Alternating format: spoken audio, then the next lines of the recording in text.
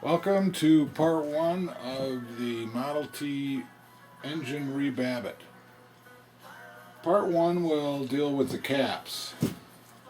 Here we have the equipment that we'll need to re-babbitt the caps. This is a re-babbitted cap. We'll look at that a little closer in a moment. First of all, we have our Palmer pot, which is what we'll heat up our babbitt in. We need a torch with a rosebud tip. We need some caps. We need the molds that we'll put the caps in to pour them. We need some tinning butter to prepare the caps to accept and to adhere the babbitt. And it's called Babbitt Right, and that helps seal the potential leaky spots of the babbitt. Right, the first thing we have to do in order to get the caps fully poured is to clean them and tin them.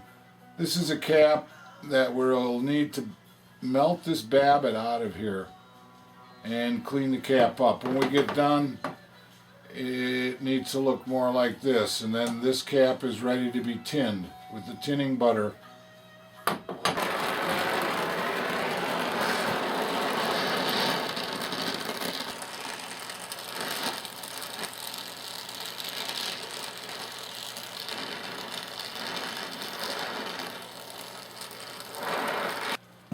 Alright, the next step would be applying the tinning butter, which comes from a company called Eastwood.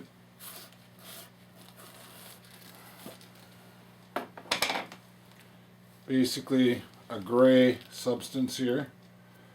Take our brush and we just apply it in the cap. I probably got as much as I need at this point.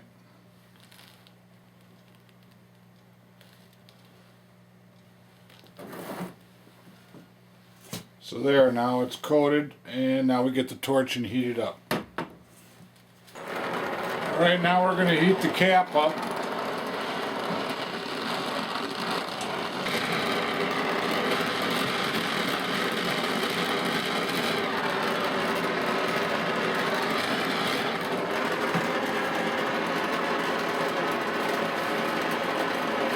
Wipe it again. Make sure we got it covered all over. And it looks pretty good. At this point we're going to put, we've washed our cap, our third cap for the third main, and we used baking soda to clean it up. We have our mold here, which we're going to put in here. These molds are designed to have the relief area for the cap at the end, and I've got them turned in this way.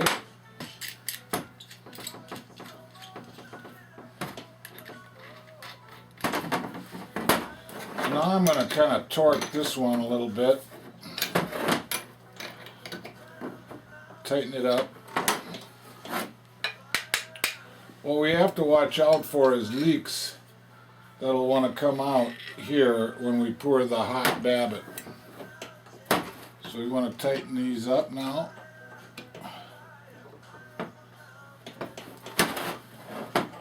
There's also, I don't know how well you can see them, a little tiny slot there, and on this side, you can see it in here.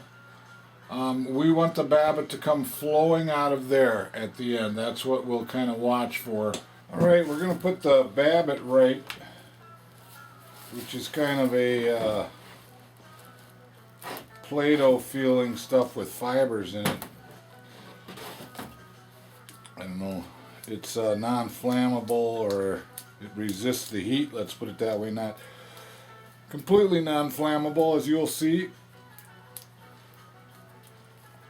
But I kind of roll this out in a little tube.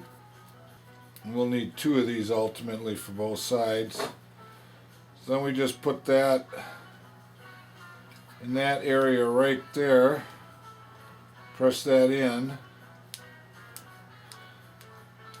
With a little luck, that'll prevent any of the babbitt from leaking out the end of the cap. Alright, so now that's ready to be heated.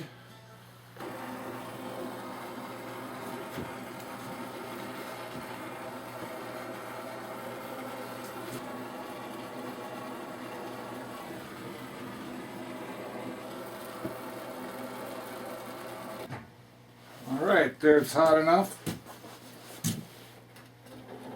Take the polymer pot.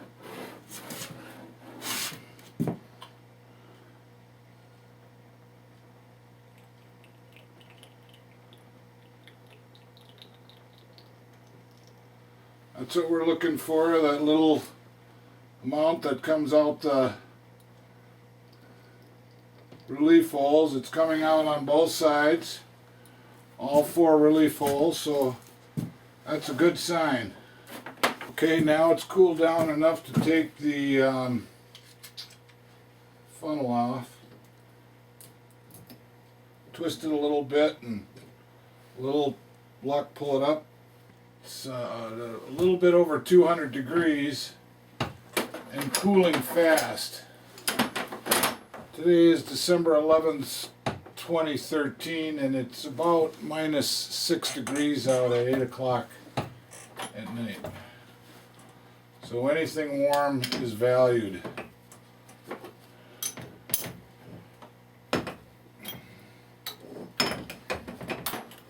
Just going to loosen those 2 bolts. And then we'll take off the screws. We have to pop the ends off because they have created a thrust surface on there. And they will have to come off first.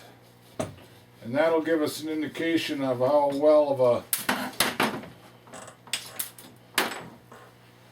So we can see that our cap is pretty well full.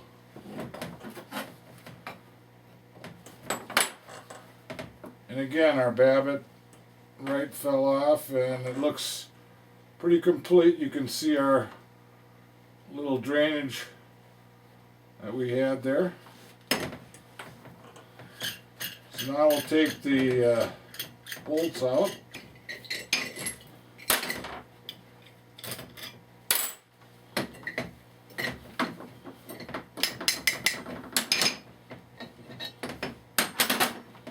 So there's our completed mold. Have to be worked out. You can see our little tabs, that the drainage, the overflows. We have pretty good coverage all along. It has good color. Very nice.